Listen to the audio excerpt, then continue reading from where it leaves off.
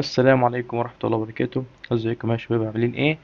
النهاردة ان شاء الله معانا اول محاضرة في موديول ال Respiratory System. موديول ال Respiratory System بكل بساطة متقسم على محاضرتين. اول محاضرة اللي هي محاضرة النهاردة هنشرح فيها النمونيا وازاي نتعامل مع النمونيا وايه هي انواع النمونيا والريجيمن او الجايد لاينز في العلاج بتاعت اي بيشنت عنده نمونيا، سواء في المستشفى، هو قاعد عندك في المستشفى، او هو جاي لك ايه من بره. طيب، وفي اخر المحاضره دي هندي كده زي كلمتين بساط يعني عن الثيرابي اوف ايه اوف كف. طيب، نيجي هنا، ايه هي النمونيا؟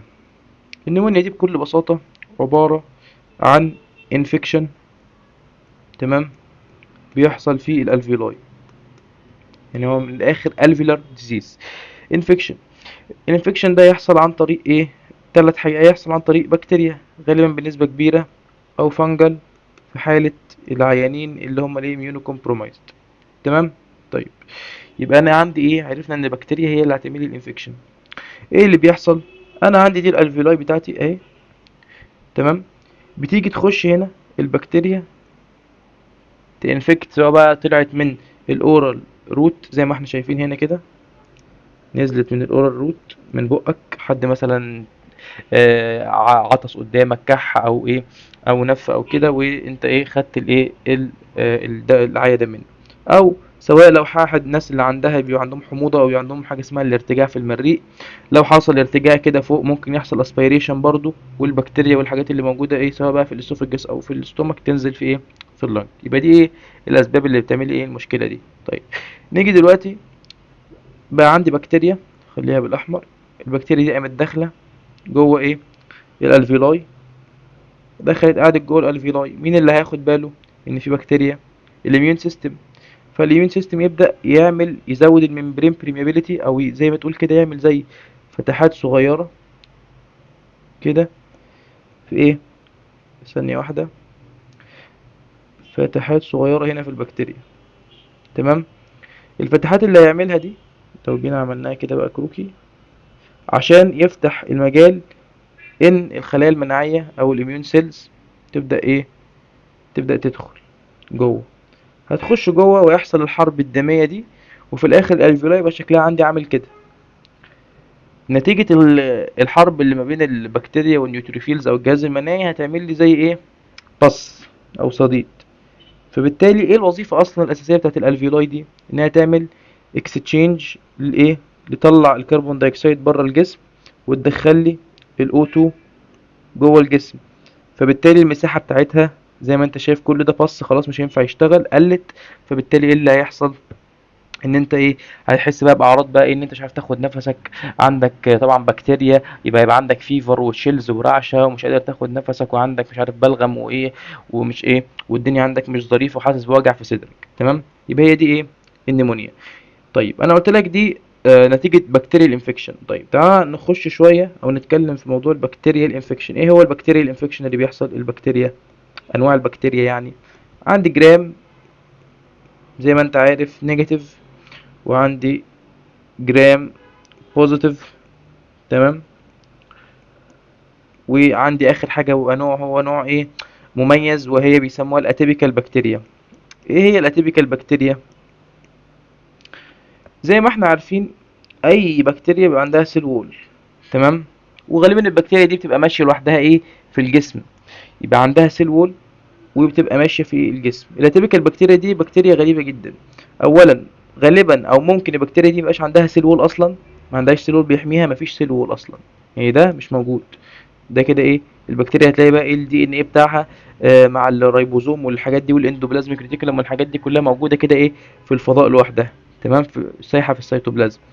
ثانيا، ممكن تلاقي بقى ان البكتيريا دي بما ان انا قلت لك ما عندهاش سيل وول، فلو عندي مثلا خليه زي الماكروفاج، تعال نقول ان دي ماكروفاج، الخليه دي هتلاقي البكتيريا دي ممكن تدخل وتعيش جواها. طيب، يبقى انا كده لما اجي اقول لك الريجيم بتاع الادويه اللي هديها للعيانين اللي عندهم نيمونيا، هتقول لي هتديني حاجه بتضرب الجرام بوزيتيف والجرام نيجاتيف، تمام. زائد هديك حاجه سبيسيفيك وهتبقى موجوده في كل ايه، في كل ريجن من الريجيمز اللي انا اقولها لك بتموت ايه الاتيبيكال ايه بكتيريا. يبقى غالبا هيبقى عندي دوايين، تمام. الدواء بعد كده يعني هيبقى عندي مثلا دواء مثلا بنسلين او اللي هو البيتا لاكتام، وهديك مثلا معاه حاجه ثانيه زي الفلوروكوينيلون او الماكرولايتس. فهيبقى عندي دواء يعني بياخد او بيمسك او بيموت الجرام نيجاتيف والجرام بوزيتيف، ودواء تاني بيموت ايه الاتيبيكال، او هو شغال على الاتيبيكال ايه بكتيريا. وهتختلف بقى طبعا ايه الروت اوف ادمنستريشن. لو العيان مثلا حالته حرجه هضطر اديله الدواء اي في، لو عيان حالته كويسه اصلا وجاي اللي ماشي على رجله فبديله ايه اورال. وكل ده هنشرحه ايه بالتفصيل. يبقى انت كده ايه فهمت ايه قصه ايه النمونيا. طيب ايه هي انواع النمونيا؟ انواع النمونيا عندي زي ما انت عارف ثلاث انواع. يا اما هتتعدي بالنمونيا دي في الشارع، واحد زي ما قلت لك هيكح قدامك ولا هيعمل اي حاجه ولا هيعطس ولا اي شيء، تمام، فهتاخد منه الانفكشن، دي الكوميونتي اكوايرد نمونيا، تمام.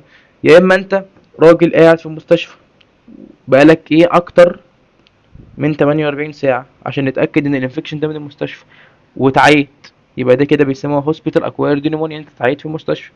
اخر حاجه الفنتليتور اكوايرد نمونيا، انت راجل قاعد على فنت برضو بقالك اكتر من 48 ساعه وبرضو جالك ايه نمونيا او ظهر عليك اعراض النمونيا، نقدر نقول ان انت تعديت من الفنتليتور او تعديت من المستشفى بدل بقالك اكتر من يومين في ايه في المكان ده. طيب اخر حاجه قبل بقى نبدا اقول لك الريجيمنز والادويه ونشرح الادويه ان شاء الله، هي البرايمري اوبجكتيف للانتيبيوتيك ثيرابي. انا ليه بدي للعين الانتيبيوتيك ثيرابي ده؟ بدي له انتيبيوتيك ثيرابي ده عشان عايز اعالج السيمتومز اللي عنده، اللي زي قلت لك عليها الكحه، مش عارف البلغم، الوجع اللي في صدره، ضيق النفس او مش عارف يتنفس كويس، تمام. لو يحصل له كومبليكيشن مثلا ممكن درجه الكومبليكيشن توصل ان هو يحصل له كونسوليديشن في لوب من اللوبز بتاعت اللنج، فبالتالي تقدر تشيل اللوب، هتضطر تشيل اللوب لان اللوب ده خلاص كده ايه باظ، ما عادش نافع، ما عادش شغال، تمام. او تقلل ايه طبعا المورتاليتي، لان احنا زي ما احنا عارفين النمونيا ممكن تبقى خطيره جدا لو حصل سيفير اوكسجين ديفيشنسي، ممكن تدخل العيان منك ايه في كوما ولا قدر الله ايه يموت. طيب ايه اهميه استخدام النارو سبيكترم انتيبيوتيك؟ يعني انا ما اديش انتيبيوتيك بيموت كل مره واحده وايه واريح دماغي. ده بسبب ان انا لقوا ان انت لما بتستخدم انتيبيوتيك بيضرب كذا نوع من انواع البكتيريا، او يسموه البرود انتيبيوتيك، بيضرب ايه انواع كتير، بتبدا للاسف البكتيريا اللي في الجسم تبدا يعني زي ما تقول كده ايه يتواصلوا مع بعض، تمام. ولو دي مثلا عندها جين ريزيستنت للبنسلين مثلا بتطلع اللي هو البيتا لاكتاميز، هنشرح كل ده بالتفصيل ما تقلقش، اللي مش فاهمه هيتشرح، تمام. وجين تاني مثلا وبكتيريا تانية عندها مش عارف حاجه بتموت مش عارف مثلا الحاجات اللي هي المرسا او الميثيسيلين ريزيستنت، ماشي، دي تقوم نقله لدي الجين ودي تقوم نقله لدي الجين اللي عندها، تمام. فبالتالي ايه اللي يحصل؟ تبدا البكتيريا كلها ايه اي انتيبيوتيك تديه، مثلا بكتيريا كانت بتموت بالبنسلين خدت اللاكتاميز ده ما بقتش تموت بالبنسلين، انت واخد بالك؟ فبالتالي تبدا بعد كده تضطر تدي انواع انتيبيوتيك ايه برود او قويه قوي، والعيان عنده دور برد عادي لان هو ايه البكتيريا اللي عنده عندها ريزيستنس للايه للانتيبيوتيك ايه ده. طيب دي اول حاجه، ده من اول الاسباب. تاني سبب ان انا عايز ابروتكت النورمال فلورا، لما بدي الايجنت البرود ده بيعمل دامج او بيموت النورمال فلورا. طيب النورمال فلورا دي اهميتها ايه؟ اولا بتساعد عندي في عمليه ايه الهضم، تمام، الدايجيشن، وان هي ايه تكسر البروتينات، دي اول حاجه مهمه ليها.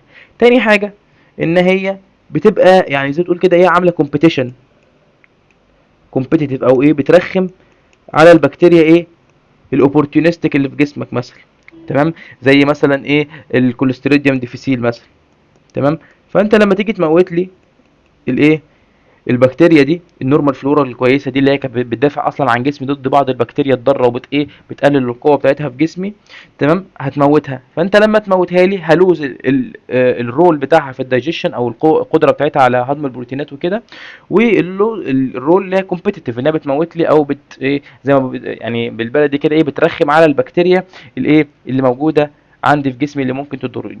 فبالتالي مثلا لقوا ان انت لما بتدي برضو برود سبيكترم انتيبيوتيك لعيان عنده نيمونيا غالبا بيجيله دايريا. بيجيله دايريا ليه؟ لان هم لقوا ان هي ايه لما الفلورا دي بتقل ايه اللي بيحصل؟ بينشط الكوليستريديوم ديفيسيل، تمام، بتنشط، بتلاقي اكل تاكله لان هي ايه خلاص النورمال فلورا ما بقتش موجوده، ما بقتش تاكل الاكل بتاعها، فبقت لا تاكله فاتكسرت وزادت في الجسم وايه عملت للعيان ايه دايريا، ماشي. ده بالنسبه ايه للايه الجزء ده. طيب ماشي، اخر حاجه هنا برضو لسه ما قلناهاش، وهي ايه الليميت بتاع السوبر انفكشن. ايه هو السوبر انفكشن؟ المثل اللي انا لسه شارحه دلوقتي، عيان جاي لي عنده نيمونيا اديته برود انتيبيوتيك تريتمنت لقيته فجأة بيشتكي من دايريا. ليه؟ نتيجة ان انا ضربت النورمال فلورا بتاعتي، فزي ما قلت لك الكلوستريديوم ديفيسيل دي زادت، فهي عملت لي ايه؟ الدايريا دي. تمام. تمام. طيب نخش دلوقتي على جزء، لا سيبك من الجزء ده مرعب، خلينا نخش على حاجة اسهل شوية. ده مرعب برضو، استنى نشوف بقى البيتا لاكتام دلوقتي. طيب نخش دلوقتي على جزء البيتا لاكتام. البيتا لاكتام او البنسلين زي ما مشهور وانت عارفه البنسلين. تعالى نكتب هنا بنسلين. ماشي. الميكانيزم في اكشن بتاعها بسيط، عايزك تتخيل معايا ان انا عندي دي اللي مرسومه بالازرق دي قلعه كده، ماشي، وحواليها من هنا الجدار بتاعها. تمام. وانا معايا هنا من بره، عايزين بقى نغير اللون نخليه مثلا احمر ولا حاجه، او عندي من بره دول ايه؟ الجنود بتوعي اللي بالاحمر دول. ماشي. طيب وانا دلوقتي عايز ادخل جوه القلعه دي مثلا، ليا ايه؟ عايز ايه؟ اخش اكسرها وادمرها. تمام. طيب ماشي. انا عايز اعمل كده، يبقى هعمل كده عن طريق ايه؟ ان انا هبدا اعمل زي اخرام، او افتح زي ما بتقول كده جسور، او ايه؟ مكان فيه الحصون اللي من بره دي. لو فتحت المكان بتاع الحصون ده هتقدر الجنود بتوعي يخش من الاماكن دي، ولما تدخل الجنود هتبقى ايه؟ تعرف تدمر لي الايه؟ القلعه. تمام. ده بالنسبه ايه؟ للجزء ده. طيب ايه هي الجنود دي؟ خلايا جسمك المناعيه او الاميون سيلز. ماشي. طيب الاميون سيلز دي عايزين ندخلها جوه ال- البكتيريا اللي هو القلعه دي بتاعتي، دي اسمها البكتيريا. ماشي. والحصن اللي بره ده بنسميه السيل وول. تمام. يبقى انا ايه؟ هضرب مثلا بمدافع او حاجه عشان ايه؟ افتح الايه؟ الاماكن او الفتحات الصغيره اللي في الحصن دي. مين هي المدافع اللي هضربها او الحاجات اللي هضربها؟ هي دي البنسلين. طيب انت تقول لي كده انا مش فاهم منك حاجه، انت عمال تحكي لي قصه بتاعت ايه؟ محمد الفاتح وكلام غريب كده. طيب ماشي، بنسلين اهو. ماشي. ايه هي الفكره؟ الفكره ان البنسلين ده زي ما انت شايف هنا كده، هي دي القلعه بتاعتي، البيبتايدوجلايكان او السيل وول بتاعي. البنسلين يقوم جاي ماسك في حاجه اسمها ترانسبيبتايديز. ماشي. الترانسبيبتايديز ده كل شغلته ان هو يعمل زي توصيلات كده ما بين البيبتايدوجلايكان ده ويربطوا ببعض بحيث ان هو يتشابك مع بعض ويبقى قوي. فيجي البنسلين ده يقوم هو ايه؟ ماسك في الترانسبيبتايديز ده في الحته بتاعته او في الريسبتور بتاعه اللي هو بيسموه البنسلين بايندنج بروتين. في البروتين ده يمسك هناك ويمنع العمليه دي انها تحصل، فبالتالي يبدا يعمل لي زي اخرام او اماكن او زي فتحات صغيره كده زي ما انت شايف هنا كده في ايه؟ في البكتيريا دي. فلما هو يعمل لي كده ايه اللي بيحصل؟ هتبدا بعد كده الخلايا المناعيه تخش جوه البكتيريا وت ايه؟ تموتها. تمام. تعمل بكتيريا الايه؟ ديس. طيب زي ما انت شايف في الصوره دي، ده شكل البنسلين الكيميائي. مش عايزك تعرف حاجه من الشكل ده، مش هتحفظ فيه اي حاجه، اعرف بس حته المربع ده او ايه؟ بيسموه البيتا لاكتام رينج او الرينج ده. البيتا لاكتام رينج ده هو اللي بيمسك في الترانسبيبتايديز وبيعمل القصه اللي انا قلت لك عليها دي. طيب لقوا ان في بعض البكتيريا بدات تعمل ريزيستنس، بتطلع انزيم اسمه ايه؟ زي ما انت شايف اللي اسمه اللاكتاميز انزيم. اللاكتاميز انزيم ده بكل بساطه بيجي يكسر اللاكتام رينج دي، فبالتالي البنسلين ما يقدرش يشتغل، فبالتالي مفيش افكت، مش هيموت البكتيريا. طيب لقوا ان هو في حاجه اسمها او دواء بنديه اسمه كلافيولينيك اسيد. كلافيولينيك اسيد ده بكل بساطه بيلاقي اللاكتاميز انزيم ده رايح يكسر اللاكتاميرنج ده، يقول له ستوب عندك هنا، مفيش حد هيشتغل هنا النهارده. يموت ايه؟ او يكسر اللاكتاميز انزيم ده، فبالتالي يخلي اللاكتاميرنج دي انتكت، فتقدر تموت ايه؟ البكتيريا وتعمل الايه؟ الاكشن بتاعها. ده بالنسبه ايه؟ لجزء البنسلين. طيب انا دلوقتي شرحت لك اهم حاجه فيهم او اهم حاجه في الانتيبيوتكس اللي هنشرحها النهارده اللي هي البنسلينز. تعالى نبص بصه صغيره على ايه؟ الريجيم بتاع الادويه عشان ايه؟ تفهم انا ليه بقول لك الكلام ده كله. طيب انا قلت لك ان انا لما اجي ادي او اعالج الكوميونتي اكوايرد نيمونيا لازم هدي حاجه بيسموها الامبيريكال تريتمنت. ايه هي الامبيريكال تريتمنت دي؟ انا دلوقتي مش عارف البكتيريا اللي عندي دي ايه، هي جرام بوزيتيف ولا جرام نيجاتيف ولا اتيبيكال ولا سودوموناس ولا ميسا فيرسا ولا ميرسا ولا ايا كان بقى ايه هي ايه. فبدي الاول برود لغايه لما يجي لي النتيجه بتاعه لما تجي لي النتيجه بقى بتاعه الكالتشر، واقوم اعمل ايه؟ بعمل ناروينج. خلاص انا جاي لي العيان ده في السبيوتم كلتشر بتاعتي عنده جرام بوزيتيف بكتيريا، يبقى هديله مثلا بنسلين شغال على ايه، على ايه الجرام بوزيتيف ايه بكتيريا. تمام. طيب الكاتيجوري زي ما انا قلت لك، يا ان بيشنت واحد قاعد عندي في المستشفى، سواء بقى هو هوسبيتال اكوايرد نيمونيا او فنتليتور حتى قاعد في المستشفى، يا اما اوت بيشنت جاي لي من ايه، من بره. طيب لما اجي اعالج الكوميونتي اكوايرد نيمونيا هي كوميونتي، فغالبا هيبقى اوت بيشنت. لو اوت بيشنت جاي لي صحته هيلثي وصحته كويسه، هديله اول حاجه، افتكر معايا الرسمه اللي رسمتها فوق، هديله حاجه تموت الايه، الاتيبيكال، الله ينور عليك، الاتيبيكال بكتيريا. تمام. وهديله حاجه تانية، تمام، بتموت ال بتموت الايه، الجرام بوزيتيف والجرام نيجاتيف. ماشي. طيب هم جم هنا لقوا ان الماكروليد والدوكسيسايكلين دول، سواء ده او ده، الاتنين دول شغالين فعلا على الاتيبيكال بكتيريا وعندهم افكت يعني لا بأس به على ايه، الجرام بوزيتيف والجرام نيجاتيف. فبدأوا ايه، يدوا الماكروليد، لان هو العيان طبعا صحته اوت بيشنت جاي لك من بره وهيلثي صحته كويسه، فغالبا المناعه عنده لسه ايه، شغاله لسه بصحتها، فبديله دواء واحد شغال على كله، الاتيبيكال والجرام بوزيتيف والجرام نيجاتيف. طيب لو لقيت ان انا العيان ما اتحسنش معايا على الدواء ده، ببدا اديله حاجه اقوى من دول، اقوى من الماكروليد والدوكسيسايكلين، اسمهم ايه، الفلورو كوينيلون. هنشرح بقى كل واحد من دول بالتفصيل عشان افهمك ليه ببدا الاول ماكروليد، وبعدين لو الماكرولايدز دول ما اشتغلوش معايا كويس ممكن ادي البديل بتاعهم، او لو لقيت ريزيستنس ليهم بدي الدوكسيسايكلين، ولو لقيت لا ده ولا ده نافع ببدا اخش على الكبير او التقيل اللي هو الفلورو ايه كوينيلونز. ماشي. انا هبدا بس اقول لك السكيما دلوقتي المعموله، ونبدا ايه نكمل شرح الايه انتيبيوتيك بعد ما نخلص السكيما.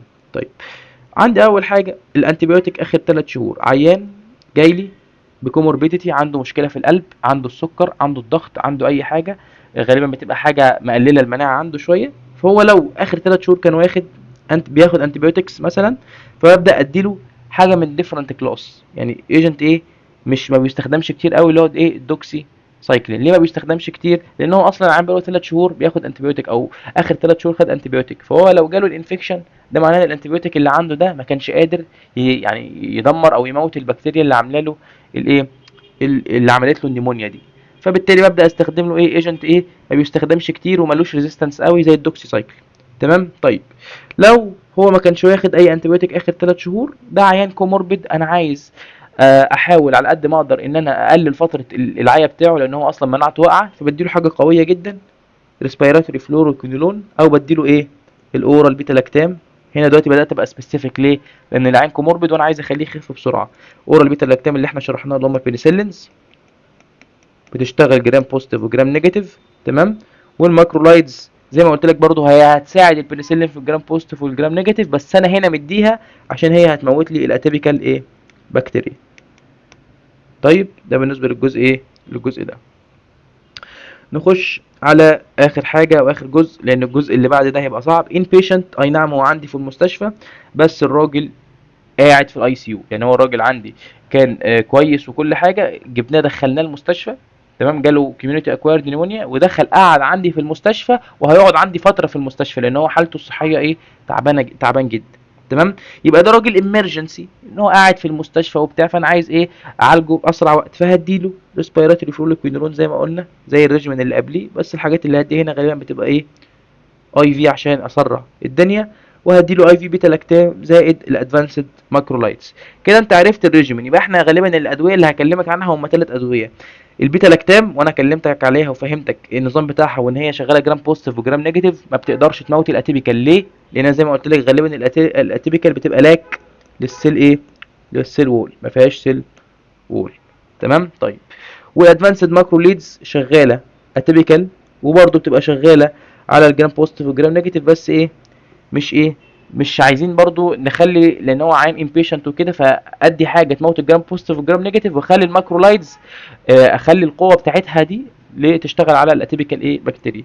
وزي ما قلت لك الكبير بتاعهم او البابا الفلوروكوينولون ده شغال على ايه، شغال على كله، ده بيضرب اي حاجه. ليه؟ لان هو زي هعرفك بقى ان هو البنتريشن بتاعه عالي جدا بالذات في اللنج تيشو، وقوي جدا. لما نيجي نشرحه ايه هتفهم هو ليه بقول لك ده ادي لوحده وانت مطمن. فاهمني؟ طيب ده بالنسبه ايه للجزء ده. نخش بقى دلوقتي على شرح ايه الادويه اللي كنا قلناها. نرجع هنا يا شباب مع الماكرولايدز. وزي ما قلنا المايكرولايدز دي كنا اتكلمنا عنها وقلنا انها ايه شغاله مينلي على ايه الاتيبيكال ايه بكتيريا. قبل ما اشرح لك الدواء واقول لك بنحطه في الريجيمين وبتاع، لازم نعرف الدواء ده ازاي شغال على تيبيكال بكتيريا، عشان اعرف انا ليه بختار الماكرولايدز الاول. بعدين بقوم لو في مشكله او في ريزيستنت ناحيه الماكرولايدز بحول على الدواء التاني اللي قلت لك عليه اللي هو اسمه الدوكسي دوكسي سايكلين. تمام، بحول عليه. فبكل بساطه الماكرولايد شغال ازاي؟ قلت لك هو ميزته ان هو شغال على الاتيبيكال بكتيريا، ان هو بيدخل جوه الرايبو زوم. هيخش جوه الريبوزوم. تمام، في زي ما انت عارف ال 50 اس سب يونت دي.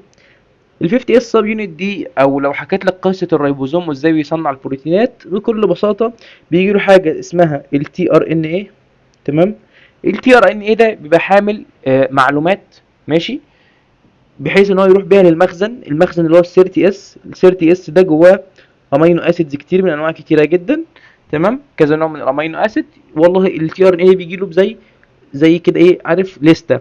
اول امينو اسيد الامينو اسيد الفلاني، بعدين امينو اسيد ده لا مش ده، واحد تاني، وبعدين امينو اسيد تالت ورابع وخامس. يديله الترتيبه او الليسته بتاعت ايه الامينو اسيد اللي هيعملها عشان يطلع لي ايه البروتين ده.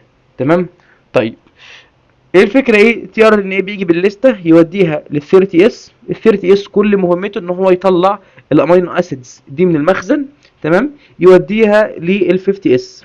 ماشي، ال 50 اس ده هياخد الامينو اسيدز اللي هتطلع له بالترتيب دي من ال 30 اس، ويبدا يعملها كلها في تشين واحده يسموها امينو اسيد تشين. واضح الكلام؟ هيعمل هو التشين دي وبعدين يطلعها بره بروتين للبكتيريا، هتستخدمه في الفيرولانس، ان هي تضايقك او تغتت على جسمك، تعمل لك فيفر بقى، تعمل لك انفلاميشن، تروح تضرب اللي هتضربه. تستخدمه كزي غذاء او نيوتريشن للبكتيريا ذات نفسها. تستخدمه زي ما يستخدمه. بكل بساطه الماكرولايد ايه قصته او ايه الرول بتاعته في القصه دي كلها؟ الرول بتاعته ان هو هيجي هيمسك في مكان معين في ال 50 اس ريبوزوم ده، يخليه ما يكملش التشين بتاعت الامينو اسيد. تمام، فيطلع لي زي بالبلدي كده، يطلع لي بروتين ناقص. فلما يطلع لي بروتين ناقص، لا هيعرف يعمل فيريولانس في جسمك او ياثر على جسمك او يعمل دامج للجسم عندك، ولا حتى هتعرف البكتيريا تستفيد بيه. وكمان ممكن البروتين اللي يطلع ده يبقى حاجه توكسيك للبكتيريا فتموتها. طيب انت حاسس برضو كلام 50 اس و30 اس ورايبوزوم وتحس ان الموضوع كبير شويه؟ انا هخليك الموضوع ابسط من البساطه. تخيل معايا كده، تعال نطلع حته بعيده كده شويه. تمام، اهو هنا اهو. تخيل معايا هنا كده، انا عندي قريه، او الاول عندي هنا زي ده بنسميه نسميه المصنع. ماشي، المصنع ده زي ما نقول كده بيوفر الغذاء القريه اللي عندي دي. ماشي، فتخيل المصنع ده الاكل اللي بقى يعمله بقى اكل فاسد. تمام، او مبقاش يعمل اكل، يبقى هو حاجتين: يا هيعمل اكل فاسد، ماشي، يا هيعمل لي مفيش اكل اصلا. الاكل بح يا بابا، مفيش اكل. فايه اللي هيحصل في القريه دي في الناحيتين دي؟ لو الاكل فاسد، غالبا القريه دي هتموت. اكل فاسد، اكل فيه سموم، القريه هيحصل لها يجي لها تسمم وتموت. او مفيش اكل، هيحصل مجاعه وضعف شديد في في القريه دي، لغايه هيقول لو فضل الاكل ما يتصنعش القريه هيقول ما قالها انها هتموت برضو في الاخر. بس لو في البدايه، لو اما الاكل يقل او كده، او الاكل ما يروحش اكل خالص، القريه تبقى ضعيفه، فبالتالي هيقدر جسمك، او هيقدر بقى ان هو احنا عايزين ندخل حد يضرب القريه دي مثلا، هيقدر الجسم الخلايا المناعيه بتاعتك تخش تدمر البكتيريا او الحاجه دي. طيب خلصنا من الجزء ده، ندخل بقى على الجزء اللي بعديه. يلا بينا. طيب كده يبقى احنا فهمنا الميكانيزم. يبقى هي زي ما قلنا الماكرولايدز فعالة على ضد الاتيبيكال بكتيريا. ايه هي الاتيبيكال بكتيريا؟ احفظ او اعرف الاسامي دي، مش عايزك تحفظها كانيوميريت. ممكن هيجي لك سؤال مثلا يقول لك الماكرولايد شغاله على الاتيبيكال بكتيريا، اني من دول اتيبيكال بكتيريا؟ هم ثلاثه عبط عندي: كلاميديا، والليجيونيلا نيموفيليا، والمايكوبلازما نيمونيا. تمام، المايكوبلازما كده كده مشهوره اصلا، لما تشوفها في اي حاجه ارزعها على طول. تمام. طيب نيجي نخش. طبعا لكل حاجه كويسه، او حاجه فيها عيوب وفيها مزايا. للاسف العيب او الريزيستنس اللي بيحصل نتيجه المايكرو ليدز حاجه ايه غريبه شويه. تو ميكانيزم للريزيستنس. اول حاجه الافلكس بامب. تخيل معايا ان الافلكس بامب دي بتبقى موجوده في ايه؟ الجرام بوزيتيف والجرام نيجاتيف، مش الاتيبيكال. ممكن اي نعم البكتيريا الاتيبيكال اللي يبقى عندها افلكس بامب، بس ده في حاله انها خدتها من ايه بكتيريا تانية.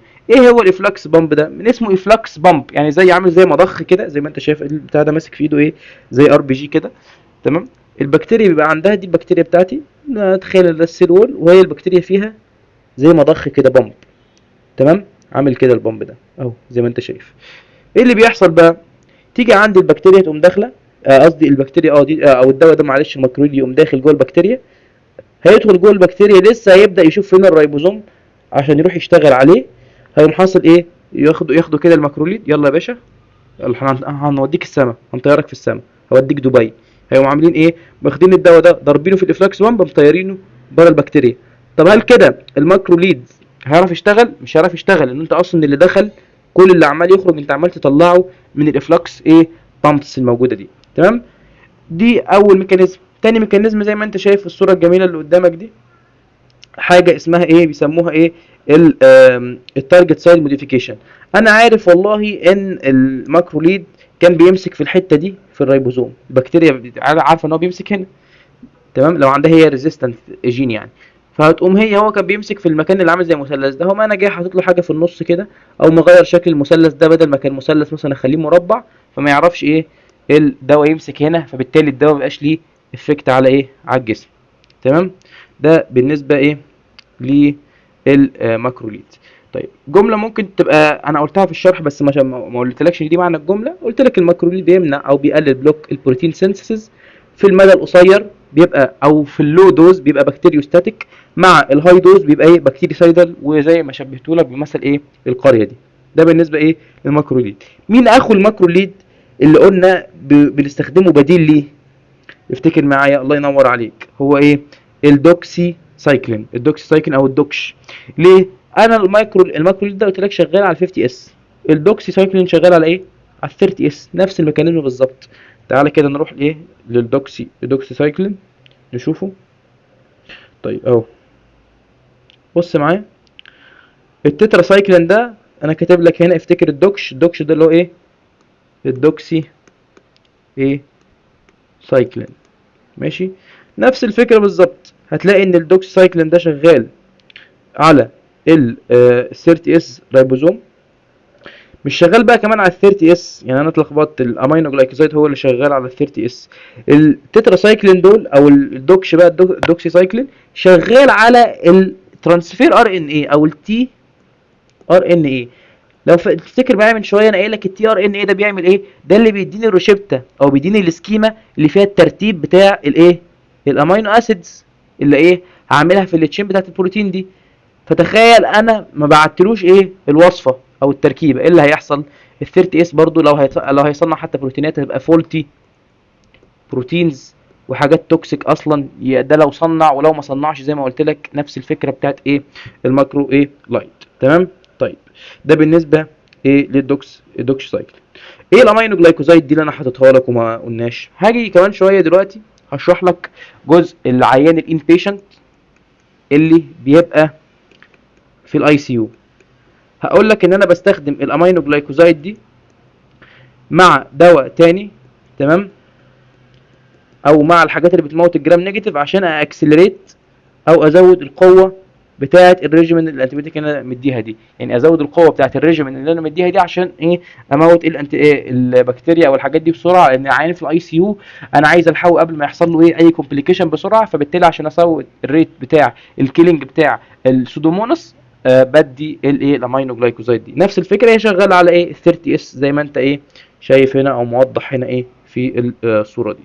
ده بالنسبه للتتراسايكلين والامينو جلايكوزايد. انت خلي بالك انا بايه، ما بديكش سايد افكت قوي، بديك عارف المفيد من كل دواء، بحيث ايه اللي يساعدك ان انت ايه تفتكر بسرعه جوه الامتحان، لان انت مش هيسالك على الحاجات دي، بس لازم تبقى عارف ليه بستخدم ده مكان ده وهكذا. طيب واحد هيجي دلوقتي يسال سؤال جميل جدا، يقول لي انت عمال تقول لي ماكروليد والدو ايه والدوكسي سايكلين، انا ليه بستخدم اصلا الدوكسيسايكلين بما ان الميكروليد موجود عندي، او ليه هو السكند؟ قلت لك في بعض البكتيريا بتعمل ريزيستنت، تمام، او ريزيست عندها ريزيستنس للميكروليد، فبستخدم معاها ايه؟ الدوكسي سايكلين. طيب هتقول لي طيب انا ليه بستخدم الميكروليد؟ طب ما استخدم الدوكسي سايكلين على طول. اقول لك في حالات النمونيا لقوا ان الميكروليد ده عنده حاجه بيسموها اميونو، ماشي، موديولاتري افكت. ايه الاميونو موديولاتري افكت ده؟ بكل بساطه انا في حاله النمونيا دي بيبقى عندي انفلاميشن، وعندي بعض اليمين سيستم شغال، يعني عامل كونستريكشن ومضيق الدنيا، وفي سكريشنز وفي بلاوي وقرف و60 ايه ب 60 نيله. فلقوا ان هو بيقلل الانفلاميشن، تمام. الايه الحاجات دي مش موجوده في الدوكسيسايكلين، بيقلل ايه؟ الانفلاماتوري بروسيس. فبالتالي مع ان هو بيموت البكتيريا بيقلل الانفلاماتوري بروسيس، وبيحسن العيان اسرع، فبيخلي العيان يرجع لصحته او يرجع طبيعي في وقت اسرع او اقل من ايه؟ من الدوكسيسايكلين. فايه؟ فبيستخدموه. طيب لو لقيت ان هو ريزيستنس البكتيريا دي عندها ريزيستنت للماكروليد، خلاص استخدم الدوكسيسايكلين. فاهمني؟ بس ده بالنسبه ايه؟ ليه بنستخدم الدوكش ده ولا الدوكسيسايكلين ده، وساعات نستخدمه وساعات نستخدم الماكروليد، والقصه ايه الجميله دي. زي ما انت شايف كده، نيجي لاخر حاجه، البوب الكبير او المعلم الكبير بتاع الادويه دي كلها، الفلورو كوينيلون. الراجل ده ما بيهزرش، لا بشتغل على سيل وول ولا بيشتغل على رايبوزوم. الراجل ده ايه؟ من الاخر كده راجل دغري. يعني ايه راجل دغري؟ يعني شغال على الدي ان ايه يا صديقي. يعني ايه شغال على الدي ان ايه؟ هقول لك دلوقتي ازاي شغال على الدي ان ايه. عايزك تتخيل معايا منظر كده جميل. هنا نيجي في حته فاضيه اقول لك ايه القصه كلها من الموضوع ده. القصه بكل بساطه ان انا، تخيل معايا انا ما عندي كراكيب كتيره قد كده، غسيل غسيل غسيل غسيل غسيل غسيل غسيل غسيل غسيل غسيل غسيل غسيل، وعايز احط اللبس ده كله او الغسيل ده كله احطه في شنطه واحده او في كيس واحد. انت اي بني ادم طبيعي هيعمل ايه؟ هقوم جاي مطبق الغسيل، ماشي، هطبق ايه؟ الغسيل ده واقوم مدخله جوه الشنطه، تمام. طيب افرض لو انا عايز حته او حاجه معينه من الغسيل ده بعد ما طبقته كله ونظمته وحطيته جوه الشنطه كده، افرض لو انا عايز اطلع منه حاجه واحده، هل لازم افتح واطلع اللبس كله بتاعي واخد الحاجه اللي واقعد ادور فيه من الحاجه اللي انا عايزها، ولا انا عارف الحاجه اللي انا عايزها فين، هخش اقوم فاتح الشنطه ومطلع الحاجه اللي انا عايزها او القميص اللي انا عايزه، ايه؟ مطلعه ايه؟ بره. تمام. شايف انت بقى المثال الجميل ده؟ هو ده الميكانيزم اوف اكشن بتاع الفلوروكوينيلون. الفلوروكوينيلون المفروض ان انا جسمي بيعمل ايه؟ جسمي عندي الدي ان ايه، ماشي، هيليكس شيب كده. الدي ان ايه ده طويل جدا وبتاع ويعني اصلا انت لو فردت الدي ان ايه ده، مش عارف، قال لك الدي ان ايه بتاع البني ادم كله ممكن يلف حوالين الكره الارضيه. فانا محتاج الدي ان ايه ده اقوم عامل فيه ايه؟ اطبقه عشان اقدر ادخله جوه الخليه الصغيره اللي قد كده دي. فايه اللي بيعمل في بعض الانزيمز، ماشي، سواء اللي هي التوب ايزوميريز انزيم، بتطبق الدي ان ايه ده وتحطه جوه الشنطه اللي هو الخليه بتاعتي، تمام. يبقى مين اللي بيطبق؟ يبقى بطبق الدي ان ايه واحطه جوه الخليه. افرض انا دلوقتي جيت في جزء او جين معين في الدي ان ايه ده انا عايزه عشان اصنع بروتين معين مثلا، او عايزه عشان اعمل عليه ريبليكيشن واخلي الخلايا دي ايه؟ يحصل فيها تتكاثر وبتاع ويحصل فيها ميتوزس. فاقوم جاي مطلع الجين اللي انا عايزه من الشنطه بتاعتي او من السيل بتاعتي. مين اللي هيطلعه لي؟ حاجه اسمها ايه؟ الجايريس، تمام. هيقوم مطلع لي الجين او الحته دي، يحصل فيها ريبليكيشن وبعدين يقوم مطبقها، يفكها وبعدين بعد ما بيخلص خلاص الشغل اللي حصل الريبليكيشن، يقوم مطبقها ومرجعها تاني ايه؟ في الشنطه. طيب فين ميكانيزم الفلوروكوينيلون بقى؟ الفلوروكوينيلون بيمنع عمليه التطبيق دي، ان هو يطبق، ان انا اطبق تطبيق اهو، ماشي، او عمليه ان انا ايه؟ اطلع الايه؟ الدي ان ايه ده. فبالتالي تخيل معايا البكتيريا عايزه تصنع بروتين، عايزه تبدا يحصل فيها ميتوزس وتتكاثر ويحصل فيها ريبليكيشن او ريبليكيشن لجين معين، تمام. عايزه تدخل الجين تاني اللي ايه؟ اللي طلعته ده عشان تطلع منه او تطبقه وتحطه تاني جوه الخليه. مفيش، الكلام ده مش هيحصل.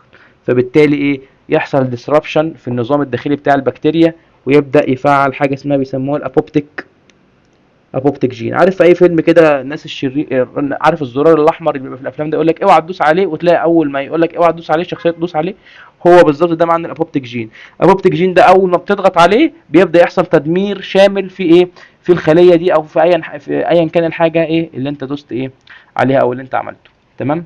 يبقى ده ايه، ده الميكانيزم بتاع الفلوروكوينيلون. تمام. هي عمليه السوبر كويلنج هي التطبيق، والدوتر ستراند سيبريشن اللي قلت لك عليها، ان انا ايه اطلع الجين وايه وافكهم ايه عن بعض عشان اعمل ايه الريبليكيشن بتاعي. تمام. طيب ليه بقى الراجل ده معلم؟ اولا معلم لان هو شغال على الدي ان ايه. مفيش اي بكتيريا، كل زي ما انت عارف كل البكتيريا عندها دي ان ايه. تمام. فهو شغال على ايه، على الدي ان ايه. اولا لقوا ان هو عنده بيتر لونج بنتريشن والابزوربشن بتاعه عالي.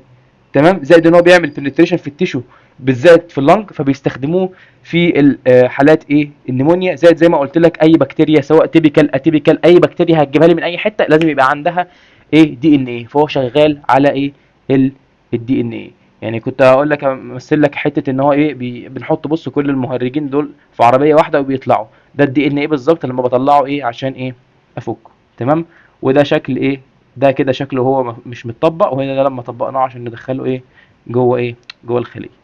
ده كان بالنسبه ايه للفلوروكوينولونز. كده فاضل اخر جزء في المحاضره ان شاء الله، وهو جزء اخر اللي هو الامبيشنت في الاي سي يو. هبدا اقول لك الريجيمنت بتاعه لان هو ايه في حاجات تريكات كده هنفصصها مع بعضينا، ونبقى ايه ان شاء الله فاضل لنا جزء الكف ده عبيط هخلصه في ايه دقيقتين ثلاثه، ونبقى خلصنا اول محاضره في موديول ريسبيراتوري. نيجي بقى يا شباب هنا لاصعب جزء يعني مش اصعب جزء بس هو جزء كومبليكيتد شويه، فاحنا هنبداه سنه سنه. اللي هو الامبيشنت اللي في الاي سي يو، ده راجل لازم اتعامل معاه بسرعه، فاهم زي ذا فلاش كده بسرعه. فلما اجي اقول لك بيشنت وفي الاي سي يو وعنده نيمونيا، يعني غالبا مناعته ضعيفه اصلا جدا، مش هيقدر يدافع عن المرض او ان هو يهاجم حتى المرض ده يقلل من الافكت بتاعه، فبالتالي ممكن لا قدر الله يخش في مشاكل جامده جدا ريسبيراتوري بقى ديستريس، وما يقدرش ياخد نفسه ويتكل على الله. هو اصلا في اي سي يو يعني عنده كوموربيديتي للصبح. هتلاقي راجل داخل كان عامل جاله جلطه، مش عارف جلطه في القلب، جاله جلطه في المخ، جاله ايا كان بقى ايه اللي جاله. تمام. وجاله نيمونيا، فانت خلاص كده الراجل ده هيودع، فلازم اشتغل معاه اي في. تمام يا شباب. تمام. طيب لما اجي اقول لك بيشنت في الاي سي يو وعنده كوموربيديتي، وغالبا العيان ده يبقى اميونو ديفيشنت، فلازم هنتوقع اتيبيكال بكتيريا. فلازم ادي حاجه للاتيبيكال بكتيريا قويه جدا. تمام. زي ما قلنا من شويه الماكروليدز او الماكرولايدز، سواء بتقولها كده او بتقولها كده، او عندي الريسبيراتوري فلورو كوينيلون. فهديهم اي في، دي اول حاجه. عشان ايه الافكت بتاعهم يبقى ايه سريع، لان انا هنا مش محتاج اي ثانيه هتضيع مني هتاثر على اللنج تاثر هيعيش مع الراجل ده بقيه حياته، يا اما الراجل لا قدر الله ممكن يحصل له حاجه، فلازم هندي اي في. طيب ايه هي الحاجات اللي ممكن او بعض البكتيريا اللي ممكن تعمل البلوه الزرقاء دي اللي هي ايه النيمونيا في الناس اللي ايه في الاي سي يو؟ عندي الاستريبت نيمونيا. تمام. الاتش انفلونزا. كل دول تيبيكال عادي، بس دول اقوياء جدا وبيعملوا نيمونيا رخمه جدا. تمام. طيب ومعاهم الستاف برضه تيبيكال، والاتيبيكال بتاعتنا الليجيونيلا نيموفيليا دي بتبقى تيبيكال ايه بكتيريا. تمام. واضح كده. طيب انا عايز قلت اجمعهم لك، دول لازم تحفظهم عشان لما تلاقيهم في اي سؤال. تمام. مع عيان في الاي سي يو لازم هتقول ايه حاجه، هتقول له الحته بتاعت الكومن باثوجين دي، هتقول له تريتمنت معين، لان انا لو لقيت حاجه تانية غير دول هديك تريتمنت تاني، فلازم دول تبقى حافظهم عشان تعرف هتديهم ايه في التريتمنت لو جت ام سي كيو، سواء او ام سي كيو او سي يعني. طيب اول حاجه ستريبت جاي من ستريبس. ماشي. تمام. وانا عندي واد شبه ايه شخصيه ليجو اسمه اورياس. تمام. بيحب الاستريبس قوي. تمام. فراح كل الاستريبس دي، فللاسف الاستريبس دي كانت انفكتد او فيها عدوى فجاله انفلونزا. استريبت يبقى استريبت نيمونيا. الليجو ده ليجو ليجيونيلا نيموفيليا. ماشي. وعندي الاورياس، الواد اسمه اورياس الاستافورياس. تمام. طيب وجاله انفلونزا الهيموفيلاس ايه انفلونزا. احفظها كده او تحفظها بطريقتك ايا كان اللي هتعمله، اهم حاجه عندي ايه ان انت ايه تبقى ايه حافظها. ماشي. طيب ده بالنسبه ايه لايه الحته دي. ماشي.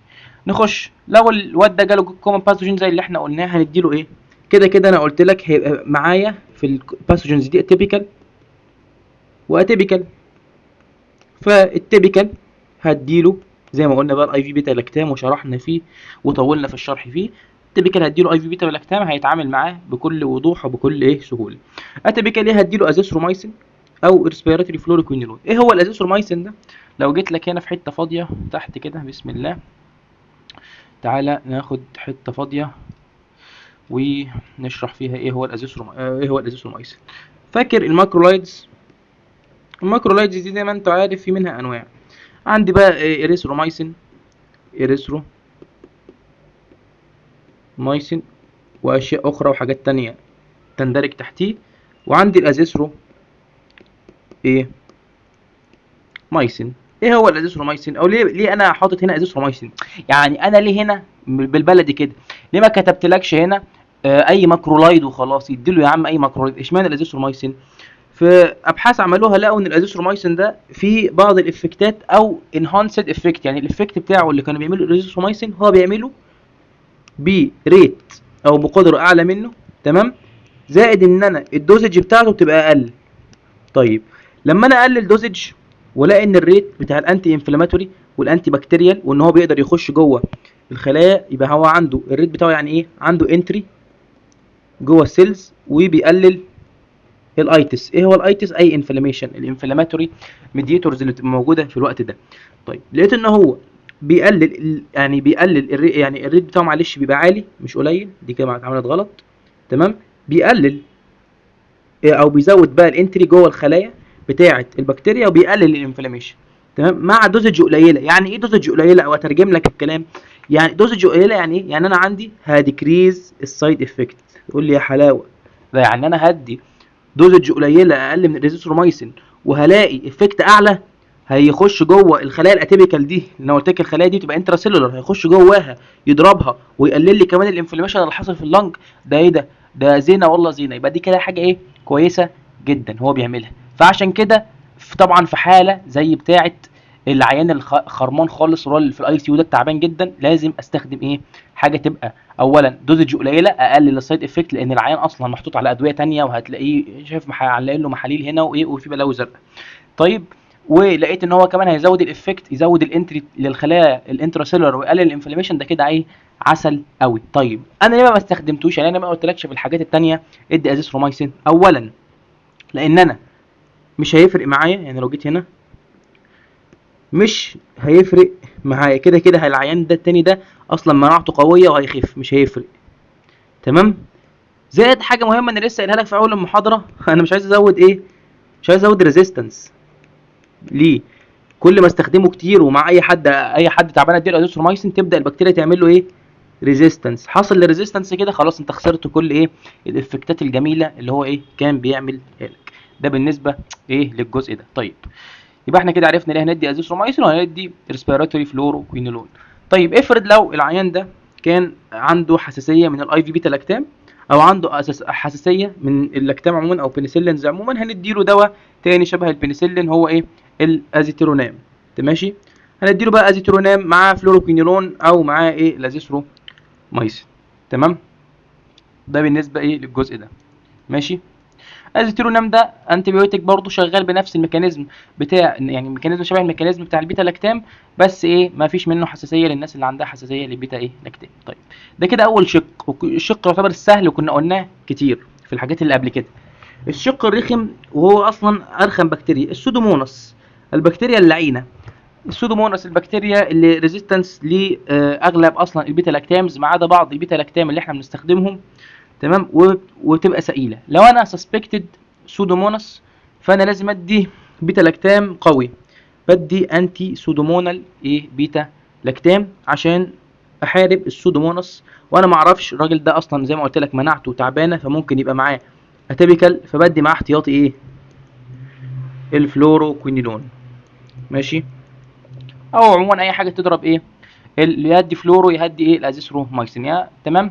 طيب فور رابيد كيلينج، عشان اتخلص من السودوموناس دي بسرعه بدي امينو جلايكوزايد از اميكامايسين او التوبرامايسين. ايه سيبك من الاسامي دي، يعني ايه؟ ممكن هتشوفها في الام سي كيوز بس يعني هتفتكرها ان شاء الله لما تشوفها ان هي اسمه مميز، اميكا وتوبرا.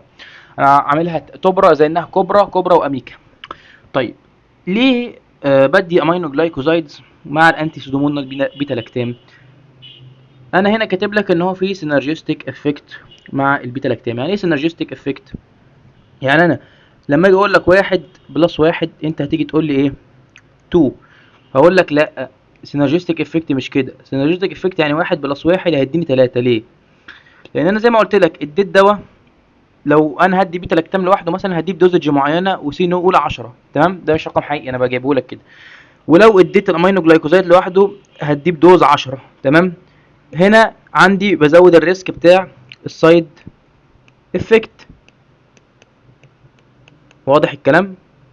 ماشي، مدي برضو ايه، دوزج عاليه لو اديت ده لوحده ولو اديت ده لوحده. طيب لو اديت الاتنين مع بعض، لا ده انا هاجي اقلل الدوزج بتاعت البيتا لاكتام، هخليها 5، والدوزج بتاعت ده هقللها ممكن اخليها كمان 3. فبالتالي اولا زودت الافكت بان انا عملت فرايتي في الميكانيزم او اشتغلت بكذا ميكانيزم، وهقول لك ازاي دلوقتي. وتاني حاجه ان انا قللت السايد افكت، وانا هنا مع العيان بتاع الاي سي يو ده زي ما قلت لك عايز اقلل له السايد افكت، لان هو اصلا العيان خرمان، هو غالبا اصلا عنده مشاكل في الكدني وعنده مشاكل في الليفر وبلاوي زرقاء، فانا مش داخل ازود الطينه ايه، بله.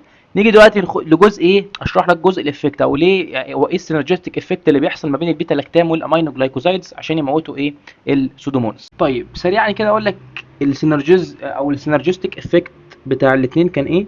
انا دلوقتي عندي البكتيريا زي العسل وزي الحلاوه شغاله اهي زي الفل، ماشي، وجواها الريبوزوم بتاع الجميل عمال يصنع بروتينز، ماشي.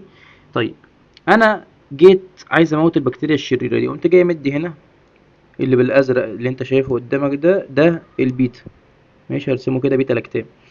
هيقوم داخل لي هنا زي ما قلت لك هيعمل زي ثغرات، فتحات في الجدار بتاع هذه الخليه او في الجدار بتاع القلعه دي، وهو اخره يعمل كده ويستنى الجنود بتاعت الاميون سيستم تخش. واضح الكلام معايا؟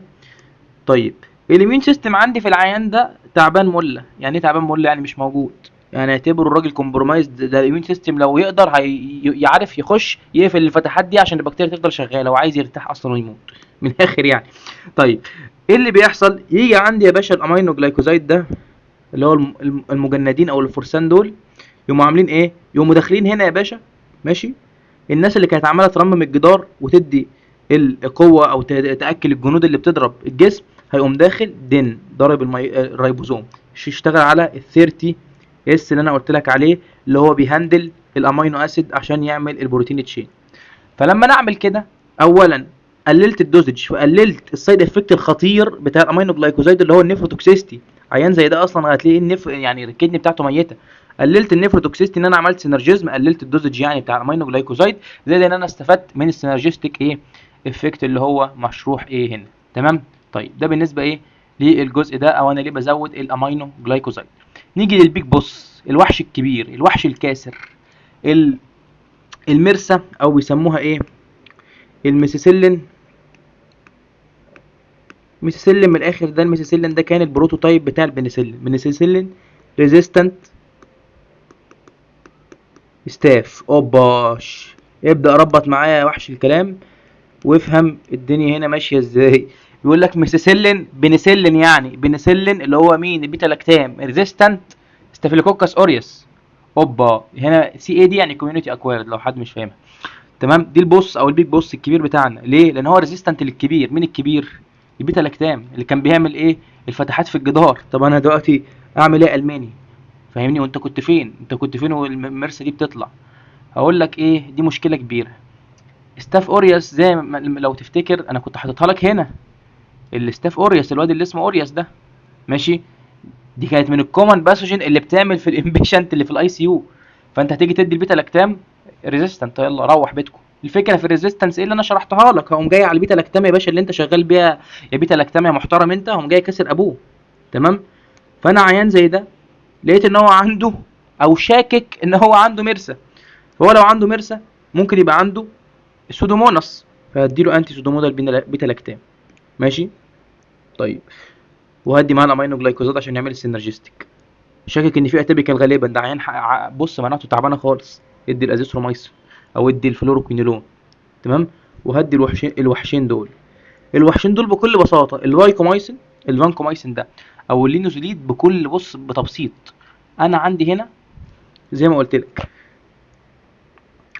الجدار بتاع الخليه اللي هي الاستافيلوكوكس ريزيستنس اللي هي المرسى، نسميها مرسى، ماشي، تمام. الجدار بتاعها لو انت تفتكر كنت بشتغل على حته معينه كده في الجدار، بنسموها البنسلين بايندنج بروتين، جزء كده في الجزء اللي هو كان بيركب التركيب بتاع السيل وول بتاع الخليه، تمام. هو كان بيمسك فيه هنا، بيمسك في منطقه معينه، المنطقه دي بيمسك فيها البنسلين العادي، ماشي، خليك مركز معايا. لقوا ان هو الفانكومايسين ده بيشتغل بنفس الميكانيزم، بس بيشتغل من ناحيه تانية. هو الميثيسيلين ريزيستنت بتعمل ايه؟ بتيجي عند الحته اللي عارفه ان البنسلين بيمسك فيها دي، روح لرمك يا يعني ايه، يعني روح، مفيش هنا مكان هتمسك فيه. هيجي هو يمسك في الريسبتور كده، هيلاقي الريسبتور ماسك فيه حاجه تانية بس بح مش عارف يشتغل.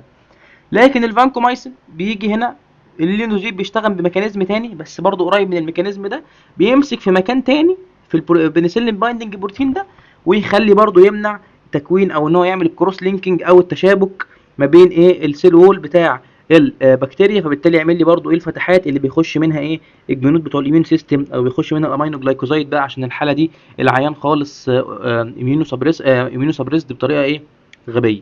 ده كده كان بالنسبه ايه للجزء ده، تمام. لو جينا عملنا بس مراجعة طيب يا شباب، حاجة بسيطة كده بس هنبدأ نمشي على الجزء ده من المحاضرة، اللي هو حتة بسيطة بس، انتوا فاكرين ان هي مثلا مكتوبة زيادة او كده، بس لا هي سهلة بسيطة. هو هنا بيقول لك زي ما قلت لك في حالة الانبيشنت اللي مش في الاي سي يو، انا محتاج حاجة سريعة لان هو برضه محجوز عندي في المستشفى، وغالبا مناعته بتبقى ضعيفة لدرجة ان هو دخل المستشفى، فدي اي في بي للتلاكتام، وبدي ادفانسد ماكرولايت زي ما قلنا كلاريثرومايسين او ازيثرومايسين، والازيثرومايسين يفضل زي ما قلنا ليه عشان البنفيت بتاعه، او بديله حاجه تانية لو هو طبعا عنده حاجه ماكرولايت ريزيستنت هديله دوكسي سايكلين.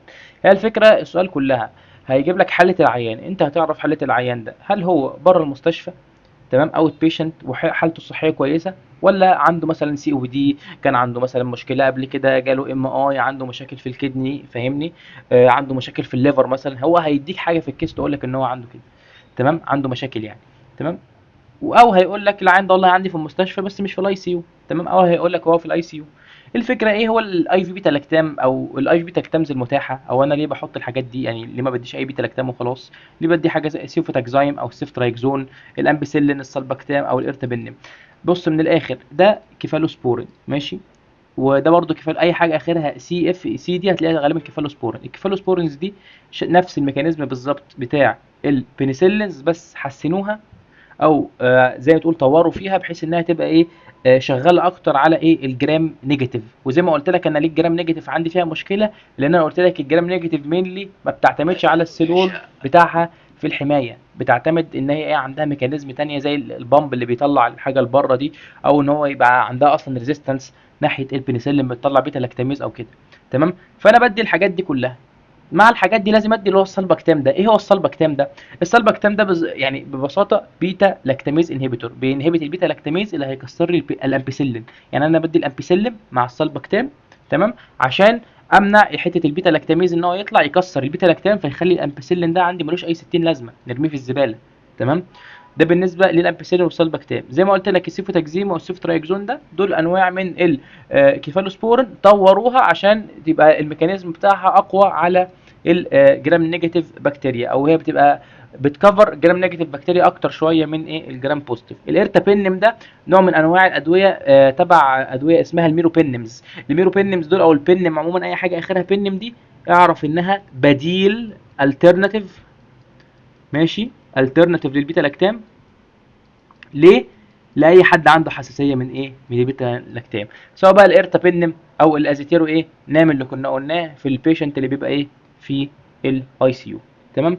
وهنا بيقول لك الفيرست انتيبيوتيك دوز شود بي ادمنسترد وزين في خلال اول فيرست 24 اور من الادميشن للمستشفى، هتديله لازم دوز اول ما يخش المستشفى، اي في لازم تديها له اي في اول ما يدخل لك المستشفى. بعدين ممكن بحول الاورال ثيرابي لو لقيت العيان بقى ستيبل، خلاص العيان اتحسن، صحته بقت كويسه، الفيتالز بتاعته بقت كويسه، الريسبيراتوري مثلا الريت بتاعه الحمد لله راجع للطبيعي، ضغطه مثلا لو كان عالي او واطي رجع للطبيعي، وهكذا. هو ده الهيمودايناميكلي ستيبل. في خلال من يومين لثلاث ايام ابدا مع الاورال ثيرابي لغايه لما الاقي ان هو ايه بقى هيمودايناميكلي ستيبل. وبعرف منين ان هو هيمودايناميك ستيبل؟ من الفيتال ساينز ايه بتاعه ايه العيان. ماشي، نبص هنا بصه، ده برضو نفس الكلام اللي قلناه، الاي في بيتا لاكتام والازيثرومايسين او ريسبيراتوري، وبدي الامينو جلايكوسايدز لو في حاله السودوموناس مش هنا. وممكن لو العيان عنده حساسيه هتدي له بقى ميروبينم، اي حاجه من عيله البينمز. برضه انت خلي بالك، اربط المعلومات ببعضها، اي حاجه اخرها بينم هي غالبا العيان ملوش، يعني العيان مش هيبقى عنده، لو هو الرجيك للبيتا لاكتام مش هيبقى عنده حساسيه من الارتابينم ده. ماشي، اه هديله ازيتيرو نام مع بقى ايه الريسبيراتوري فلوروكوينولون الايه الريجيمين اللي احنا عارفينه. طيب لو سودوموناس ورخمه هدي لازم حاجه بيسموهم الانتي سودومونال بيتا لاكتام، غالبا دول لان السودوموناس جرام نيجاتيف زي ما قلت لك. فانا بدي حاجه من الايه اللي هم اسمه ايه يا ربي، الكيفالوسبورينز، سواء بقى السيفيبايم، السيفاتازيدايم ده، البيبراسيلين مع التازوباكتام. ليه تازوباكتام؟ اي حاجه اخرها باكتام اعرف انها بيتا لاكتاميز انهبيتور. ماشي، لاكتاميز ايه انهبيتور. ماشي، او الام بينم او الميروبينم لو هو عنده ايه حساسيه. سيبرو او ليفو ده مين؟ اللي هو الفلوروكوينولونز مع الامينو ايه جلايكوزايد اللي شرحناه. يبقى انا هدي السودومونال مع الامينو جلايكوزايد عشان السينرجستيك افكت، وهدي فلوروكوينولون او ممكن ادي معاه الازيثرومايسين. ايوه ازيثرومايسين اللي هو الماكرولايد. كل دول اي في زي ما انت عارف. ولو في ميرسا هندي الفانكومايسين او ايه اللينوزولايد ده او اللينوزوليد. تمام. طيب ده بالنسبه ايه للجزء ده.